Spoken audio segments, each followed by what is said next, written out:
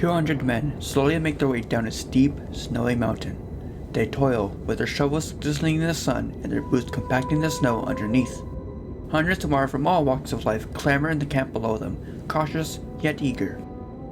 Recent avalanches in the area early that morning and a distant rumble only a few minutes ago convinced the men to abandon the climb and head back to the camp for the day.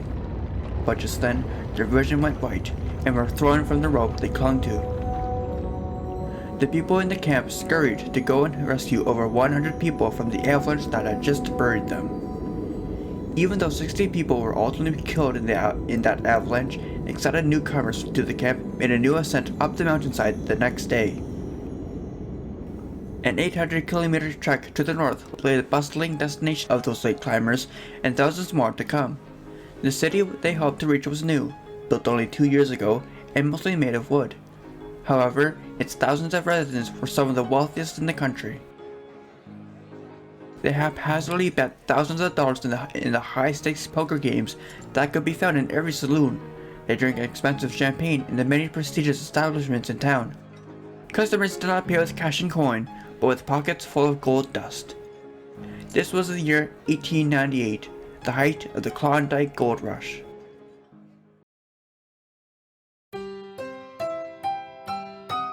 Gold had been known to exist in the rivers of modern-day Yukon Territory and Alaska by the Tlingit, Tagish, and Han First Nations who live in the area, but the metal was not valued by them, nor did it attract the interest of the Russian and British fur traders who came to the region in the early 1800s.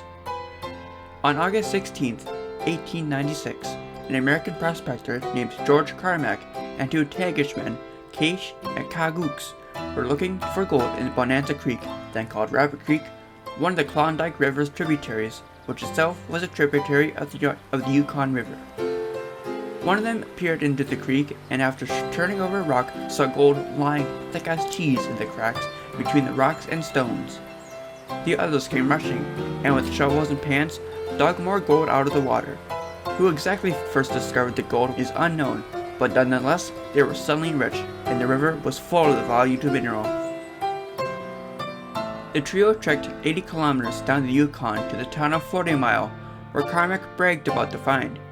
Carmack already had a reputation for making false claims about other gold finds, so curious prospectors went to Bonanza Creek to see if Carmack was telling the truth.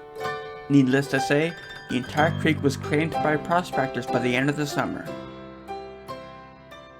The winter prevented news of the exciting discovery from reaching the wider world.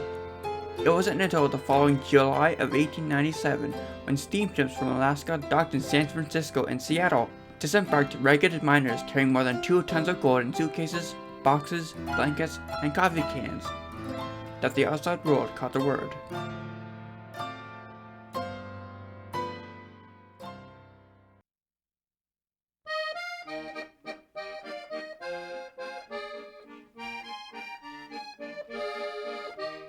Come to the place where they struck it rich. Come where the treasure lies hid, where your hat full of mud is a 5-pound note, and a clod on your heel is a quid. Klondike, Klondike, label your luggage for Klondike, for there ain't no luck in the town today. There ain't no work down Mooneyville way.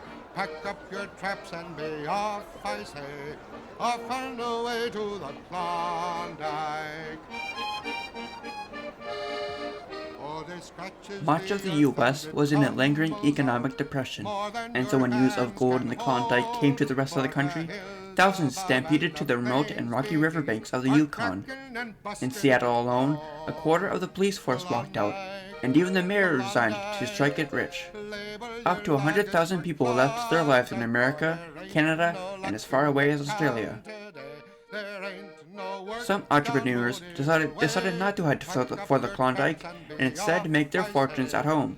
By simply slapping the word Klondike on a product, its demand and appeal immediately shot up as eager stampeders looked to outfit themselves with proper supplies, food, clothing, and cooking materials. Entrepreneurs sold Klondike medicine chests, Klondike electric gold pans, mining schools, and Klondike bicycles. Many products were of a more dubious nature, but that did not deter stampeders from buying them. If a prospecting stampeder was rich, they could take the easiest, but also the longest, route to the Klondike by purchasing a steamboat ticket to travel up the Yukon River. During the winter, the price of a ticket cost a man as much as $1,000 United States dollars, $27,000 in today's money. The vast majority of other stampeders simply took the most direct route north. First, they sailed up the British Columbian coast and the Alaskan Panhandle to the two derelict and lawless port towns of Skagway and Dia, which were the closest to the Klondike. The most popular routes to the Klondike began here. From Skagway, stampeders took the White Pass, and from Dia, they took the Chilkoot Pass. Conditions on the White Pass were dreadful. The route was narrow, steep, slick, and overcrowded. Nearly 3,000 pack animals died. Drivers rushing over the pass had little concern for beasts. Exhausted horses starved, were hurt on rough ground, became mired in mud, and fell over cliffs. The 41-kilometer trail over the Chilkoot Pass was not much better. It was steep and hazardous.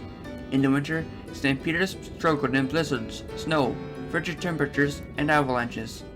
The trail shot up about 1,000 feet in the final half mile. To move one outfit over the pass, stampeders packed and cached their goods up to 40 times and hiked up to 1,000 miles. The terrain on the last 4 miles of the trail was too rough for pack animals. Discarded supplies littered the trail and stampeders cast unnecessary items aside. Many took 3 months to move their goods from Dia to the summit.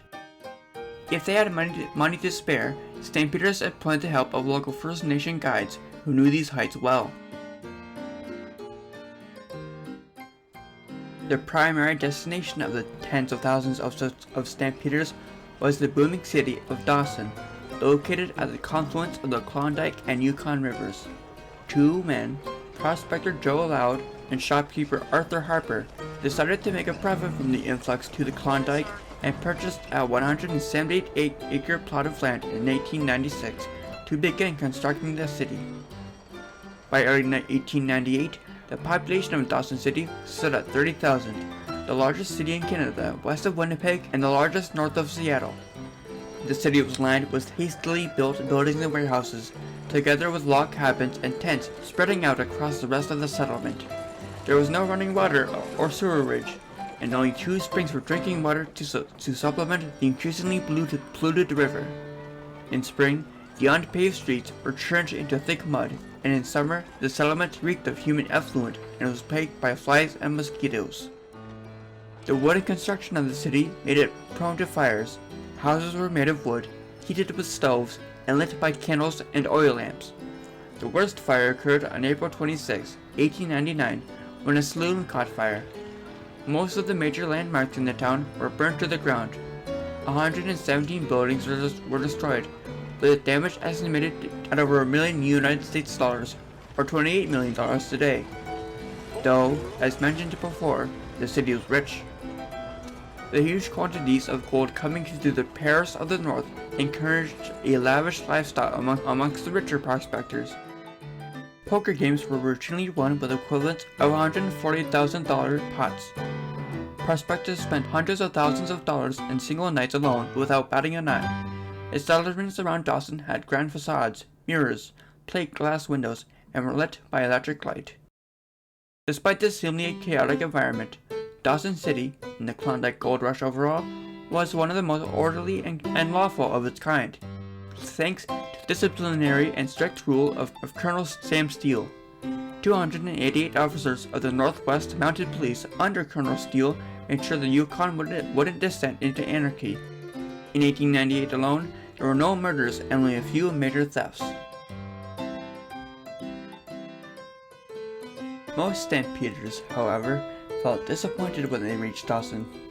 Local miners, up to 10,000 of them, had already claimed all the gold-bearing creeks in the area up to a year earlier. Of the estimated 30,000 to 40,000 people who reached Dawson City during the gold rush, only around 15,000 to 20,000 finally became prospectors. Of these, no more than 4,000 struck gold, and only a few hundred became rich.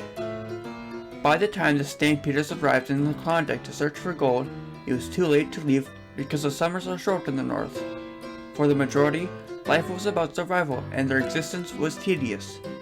Upon arrival, many never even bothered to look for gold and headed back home the next summer. The influx of prospectors prompted the Canadian Parliament to consecrate the area as the Yukon Territory on June 13, 1898. The infrastructure built in the region to help stampeders led to the continued development of the territory. However, the gold rush brought tremendous upheaval and disenfranchisement for the people indigenous to the region. The Han people of the Yukon Valley were pushed aside and marginalized. A village of theirs was forcibly relocated to make way for Dawson City in the first place. The death blow to the slowly waning interest in the Klondike was the discovery of gold in Nome, Alaska, in 1899. During 1 week in August alone, 8,000 people deserted Dawson for the beaches of Nome. Much of Dawson followed suit. The Klondike Gold Rush ended just as quickly and abruptly as it began.